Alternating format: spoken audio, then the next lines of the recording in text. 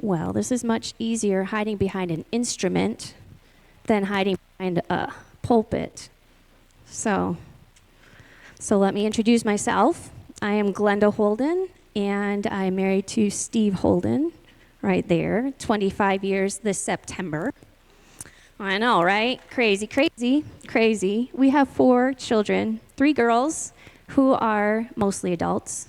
So Gemma's 22, set to be married to Noah in May, which is crazy in itself. Kezia is 20 and is working as a caretaker for special needs adults in Platteville. We're happy that she is back here, home in Platteville, instead of over in Kenosha. That's a really long ways away. And Alethea is going to be 18 in April. And then Judah is the man running the sound and keeping us so we can hear things, which is a big job. And Keith jumped in this morning to help us because we were down some people. So thank you, Judah. So he's our youngest. Judah, he's 12. And we live by Ellenboro. We've been back in this area for 11 years. I actually grew up in Potosi, in the backwoods, over between Potosi and B-Town, mostly by B-Town rather than Potosi. So that's where I grew up. And this is of the very first part of my testimony, I'll say that, because you know how God has our whole lives in a book, and there's chapters to that book. This is like the first part of that, just so that you kind of hear the beginning. And there's a reason why I'm sharing just the first part of it, because the chapter that comes after that is pretty hard. But I maybe will share that a different time. This one was hard, but not as hard. So this is the goal is till about 20. So this is that chapter of my life. And I grew up on a dairy farm. It is a 4-generation century farm over by Potosi.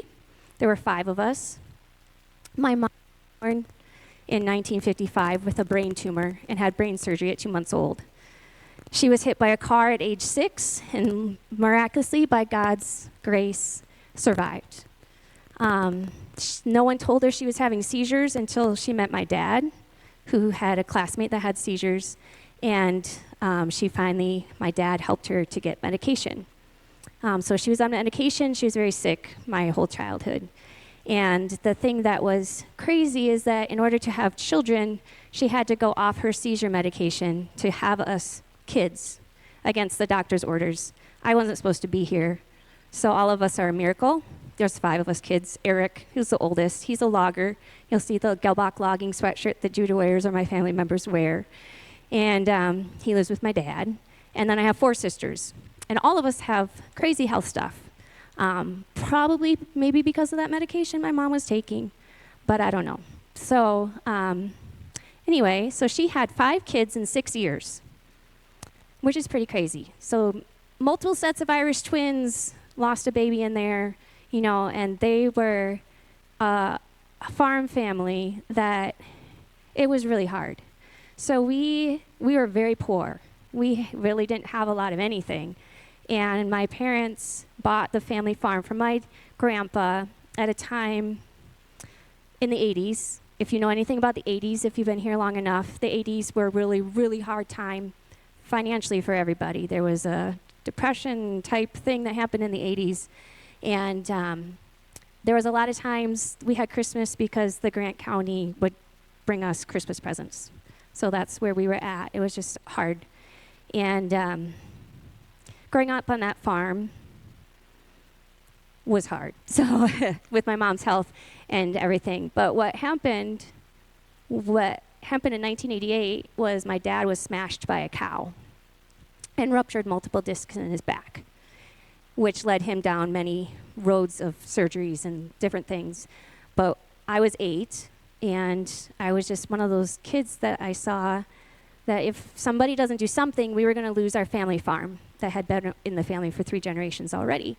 So as my little 8-year-old brain thought, I will go milk those cows, and I'll make sure that we don't lose the farm. My brother did all the crops. My sister and I milked the cows. My mom was trying to work because we didn't have any money, and so it was just hard. And I was happy to milk the cows. That was, getting up at 2:30 in the morning, milk the cows, go to school, come home off the bus, milk the cows, and we did that for a long time, and it was fine. it was something I was glad to do because I didn't want us to lose the farm. So it was just something I did, which was fine. So during that time, I was a sickly child. They didn't really know what was wrong with me. They called me the flea because I was so small and sickly all the time. So that was my nickname, was the flea. And the other thing that during that time is we never took a family vacation ever. So those people that go on those family vacations, we never had that. We never had that experience. We never left the farm. Our vacation was deer hunting. That was our vacation. So hunting deer, which I didn't process till this morning what that actually meant. So hunting deer was our vacation, so that we were still on the farm. We hunted on the farm, so we could still milk the cows. And then going fishing was our other family vacation. So we go fish. And I realized that both of those things was so that we had something to eat. So that was kind of how we grew up. My mom had a huge garden, canned a ton in the midst of her health struggles, and we just made do.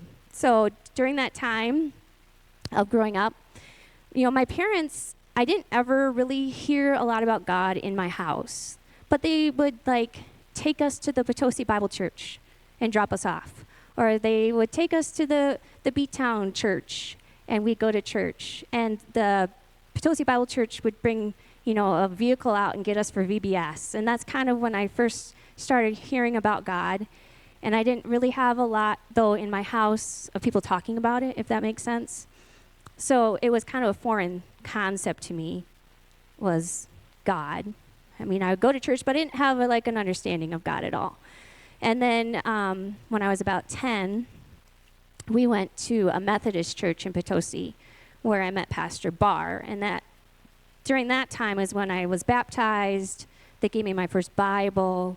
But I still didn't have a relationship with God. I still didn't really know him. I was just kind of doing my thing. And also during that time, those years of being a farm kid, of milking cows before school, of trying to, keep everything together. At Potosi, it was just really hard going to school there because a lot of times we go to school after doing chores and we smelled like the farm. So we were teased a lot and made fun of a lot, and our whole family was, and it was hard. And it was hard for me because the people doing that were the kids going to church. So that was also really hard to see that and experience that. And then my dad would say the same thing, these people go to church and then they treat us like this. And so that was hard, and that was hard for my brain to understand. I'm going to rethink where I was going here. So I didn't have a lot of friends. That's where I was going. So I did not have a lot of friends growing up. If you know me, you look on Facebook, you'll see on March 4th is my cow's birthday. Her name was Edith Ellen. I don't remember the rest of her name. Oh, no, I'm losing it. Oh, no. But anyway, she was born also in 1988, and she was my best friend, a cow, a Jersey cow at that. And I loved her with all of my heart. So I didn't really have any friends. The kids on the bus that lived around us my age, they would throw rocks at us. They would throw pennies at us. It was awful. So that was my, going to school in childhood. So, but when I went to the Methodist church, this is where I was going with this, I met a friend. And this friend became my best friend. And she went to that church with us, and her family went there. And we got to know them pretty well. And we also, during that time, I started to understand that the better grades I got and the harder I worked, the more I felt like I was loved. So that's when that started getting into my brain. If I get straight A's, if I do a lot of hard work, then I feel love. So this performance, if I do this, then I feel love, started getting ingrained in my brain, which God has worked on. Praise the Lord. So when I was at the Potosi Bible Church baptized, or the Methodist Church baptized and met my best friend, things started looking up because I had a friend now. I had someone I could go to her house. She wasn't judging me. She wasn't calling me names. And I loved their family. I loved their family so much. Their family felt like my family, and it was beautiful. Until the pastor at the Methodist Church was reassigned to another church, which they do that, I guess, in the Methodist Church. They were forced to leave. So then for some reason that made us stop going there. So then here God was out of my life again because I really hadn't made that like actual that God is a relationship and not the people connection. I hadn't figured that out yet. I'm still young, I think. I was Judah's age, 12 at that time. So, you know, during that middle ground of leaving the Methodist church and then up to about 14 and a half, this is the time when my brain started going scientific logic, reasoning. So I would watch Carl Sagan's Cosmos episodes. Raise your hand if you've ever seen Carl Sagan's Cosmos episodes. Yeah, you know what I'm talking about. Fantastic. I was convinced there's aliens. I was convinced, I'm going down that road. And this other girl in my class started becoming my friend. And she'd have these conversations with me about Jesus. And I'm going to cry, guys. She was really a light to me during that time. And she would try to convince me, no, God is real. And I can see her face. And she would just tell me about Jesus. We ended up corn detasseling together that summer. And we started becoming really good friends. We were in choir together and band together. And she was just a really awesome person. So, about at 14 and a half, my other best friend, I'm not saying their names just because I want to protect them. My other best friend and her family started going to another church, and they asked me to come along. So it was at this church when I was 14 and a half. My best friend's mom would drive 15 minutes out of the way, out in the boonies of B-Town, to grab me, take me up to Fenimore, so I could go to church in Fenimore, and then drive all the way back to my house, drop me off, and take me home again. And she did that every Sunday and Wednesday for 3 years. 2.5 to 3 years. She did that. So I rode with their family, and I spent a lot of time with them. Her brothers were like my brothers, and I loved them very much. And when I stepped foot in that church, it was a small, tiny little church. It is the Doll Museum in Fenimore now, behind Subway, if you know that church. I stepped into that church. There was a pastor there, and he did all the worship from his piano. That was the worship team, was him on his piano. They had the overhead slides, singing the songs. Small congregation, maybe this much over here. And I encountered God's presence unbelievably, like something I'd never encountered before. I walked into that church and I said, what is this?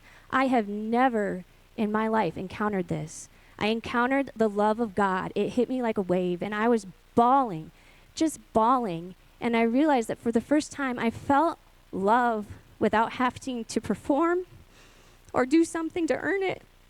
I just felt his love like I'd never felt before in my life. And it was amazing. And I was so happy. And I gave my life to the Lord and became a Christian. And it was incredible. And praise God. It was awesome. And those were awesome years. When I was gobbling up my Bible, I would just read my Bible. I couldn't get enough of my Bible. I figured out you don't start in Genesis when you're a new believer. You start in John or something like that in the New Testament. God was just so powerful and so real to me during those years. So at 15 and a half, let's say, God is just so real. I am can hear his voice. I'm talking, praying. I'm witnessing, evangelizing. We go to the streets of Fenimore. Anyone who would be on the streets, we were telling about Jesus. It was just a really exciting time in my life. And my family at home didn't understand it, and they thought I was crazy. And I wasn't home to milk the cows as much, which was hard and caused some problems because I just wanted to be at church. And so that did cause some issues. But I felt loved and I felt accepted. And I was so thankful that God led me to that church and led me to that pastor. And then, I don't know what it was, if it was a spirit, I don't know what it was, but it felt like every single family in that church that I loved with all my heart got a divorce. The pastor got a divorce. Our youth pastor got a divorce. Almost everyone divorced in that church. And I was so confused. I was so confused. Like, how can these people love God? And then it was like a plague went through. Just division. Everywhere I looked was division. And I couldn't understand it. And I stayed there during that time, even though I didn't understand it, because I still loved these people. I loved our pastor. I loved our youth leader. I loved it all, but it was very confusing. And I didn't understand what on earth was going on. My best friend's parents got divorced. And that was super hard, because that's like your own parents getting a divorce, when your best friend's parents, who felt like your parents, are now getting a divorce. And I was rocked by that. So, during that time, I shared the gospel with my family. Some of them accepted the Lord and different things. Some of them I tried to talk to, and they didn't want to hear it, which is whatever, fine. But I was sharing the gospel at school, and it was awesome, and it just seemed like God was still moving in the midst of that church breakup, I will call it. It literally felt like a church breakup, even though it was a small church. It was a very small church. And all of that goes up to Easter of 1997. So Easter 1997 was a day we went to church together with my best friend's family. And we had family Easter at home. And then I went home, and I just had an unsettled feeling in my spirit, which had happened to me in the past when my grandpa died, and I didn't understand it then. And then after he passed away, then I understood, oh, that's what that was. And I wasn't even a believer during that time, but it was the same something in my gut. It was like, what is this? What's going on? And that night, I got a phone call at 3 a.m., and that phone call changed my life. That phone call started a nightmare for me. That phone call was from my best friend. And she said they found her brother, and they can't find my other friend. And they think something really terrible has happened. And my friend's brother was dead. So I drove over to her house. We're praying, we're crying, we're grieving, we're in shock. We don't know what's going on. And then I find out that my other friend is dead. My other friend who would tell me about Jesus and tell me how wonderful he was.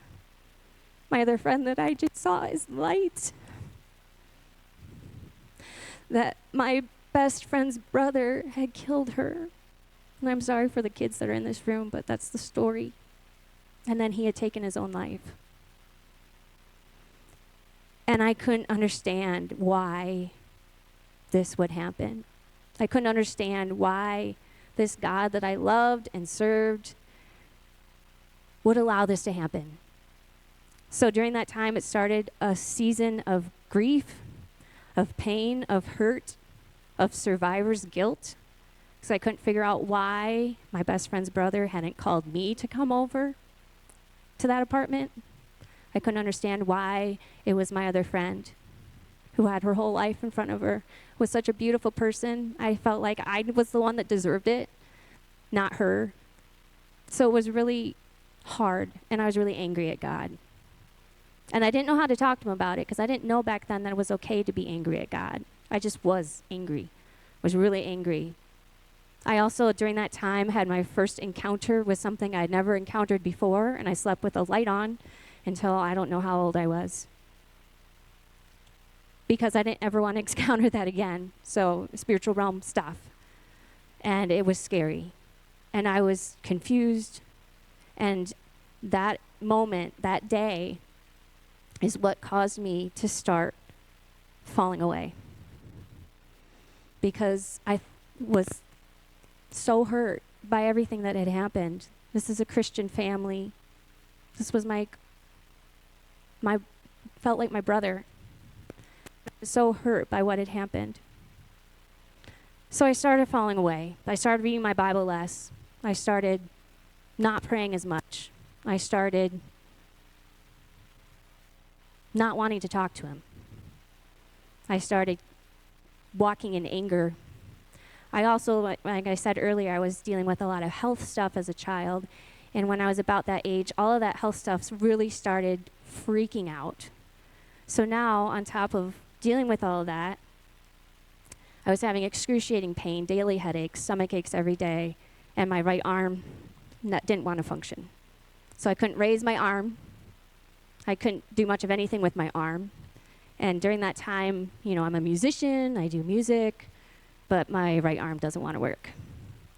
So it was a hard time where I was like, where's God? Where's God in the midst of all of this? And yet at the same time, I didn't want to know where he was. I'm just being really honest. I didn't want to know where he was because I felt like angry. I just felt angry. So by my senior year, when I was 18, that's when the day I turned 18, is the day that I totally backslid and became a prodigal. So it took a year and a half of just like slow fade, I would call it. But the day I turned 18, that's when I made a decision. I'm turning my back. I don't want anything to do with this God. This God that caused all of this, I felt like, this God that allowed this God that I didn't understand, I was angry at. And for 6 months after I graduated, I just decided it was time to live my life to the fullest, to party and have fun and not care about God and not have anything to do with him, not go to church, not pray, not read my Bible, not talk about God, nothing. I'm going to party and I'm going to live it up.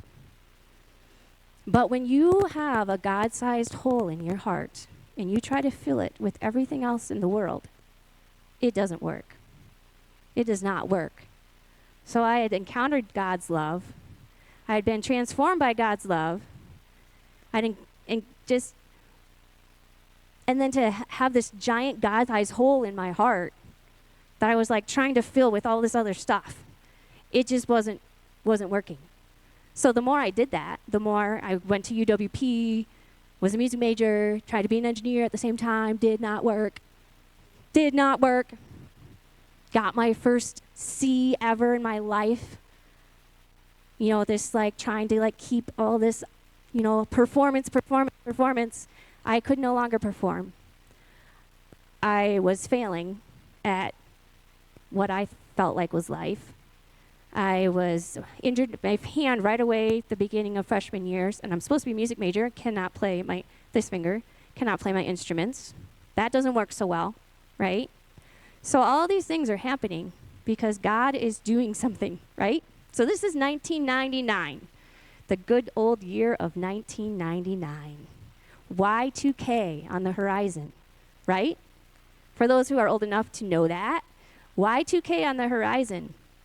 And I am trying to fill my God-sized hole with everything in college that was not working. So on top of trying to fill that God-sized hole with all the partying and drinking and all this stuff like that, I was very sick because I have health problems, and I was very sick. And our family didn't really have money for me to go to the doctor. I tried, and they couldn't figure out what was wrong with me. And so there was on Y2K night, that night, December 31st, 1999, was the night that I hit absolute rock bottom. I had been spiraling, trying to find friends, trying to find joy, trying to find fulfillment in parties and people, and found myself at rock bottom. And it was very lonely there and very scary. I went to a class party. I showed up and my classmates didn't recognize me because of how much I had changed physically because of being sick. And it was Y2K. And the New Year's was, for all those who aren't old enough to know, the world was supposed to end on Y2K night. The computers weren't going to work. The economy was going to fail. Everything was going to go down, right? But what happened instead was I'm at the bottom of the pit, and I'm not driving, thank goodness. I'm having someone else drive me back home after a very disappointing night. And I heard God speak to me. And he asked me 2 questions. And the questions he asked me, the first one was, what are you living your life for? What are you living your life for? And I heard him. Not an audible, but I heard him. And I said, myself. And then he said, who are you living your life for? And I said, myself. And I started bawling in the back seat of that car. And I said, God, I want to live my life for you. And that moment changed the entire course of my life. See, all the way through my life, God was like there. And he was like planting seeds in my life, planting seeds in my heart, using all these people to plant all these seeds in my heart. And he took that really, really hard situation that I went through, and he brought glory that night. He brought glory to himself that night. So that night, when I was finally done running, I was finally out of breath, I was finally at rock bottom, and it was just like the prodigal son story, and I grabbed his hand, and my whole life changed. My whole life changed. I went back to college. I found InterVarsity. InterVarsity, there's 125 Christians on campus I didn't know existed.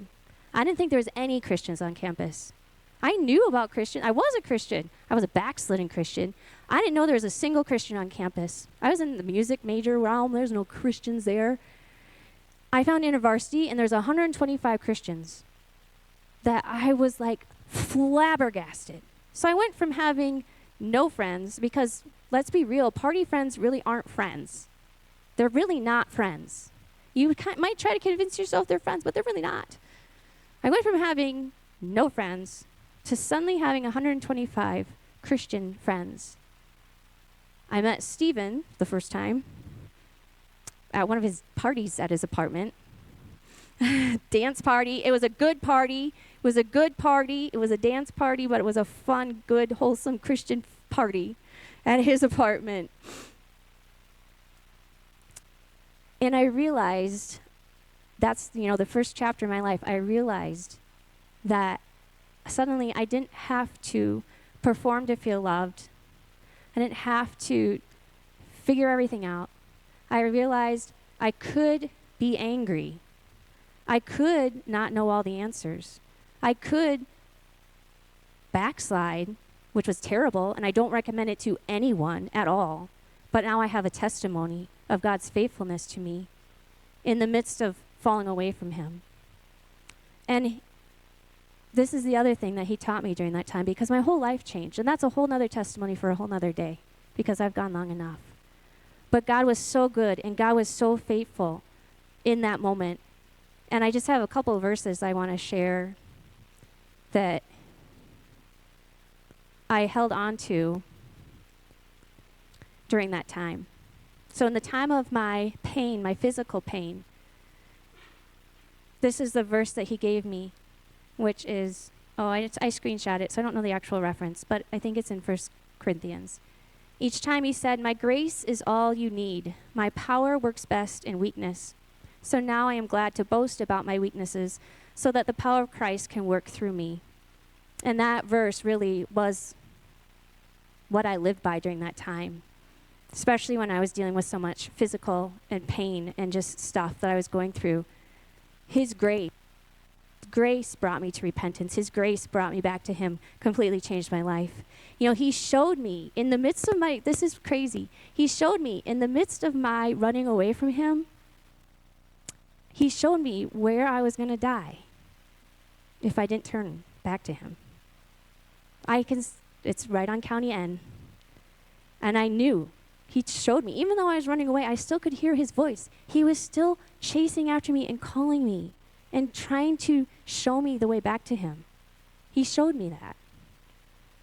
And the other verse that I hold on to, again, this is from Isaiah, I think it's 61. Instead of your former shame, which is what I had a lot of shame.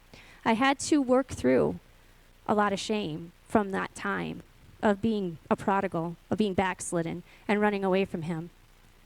Instead of your former shame, you shall have a twofold or a double recompense. Instead of dishonor and reproach, you shall rejoice. And they will possess the land, and you'll have a double recompense, and everlasting joy shall be theirs. That verse is beautiful, and I've held on to that verse even in the next chapter of my testimony. A double recompense for everything that Satan has stolen. So in my life, I felt like there was times that Satan stole from me, and God has brought a double recompense, and I praise him and I thank him for that. So that is my first part of my story. Thanks for letting me share it, and thanks for listening to me, because I don't normally do this. I normally just sing.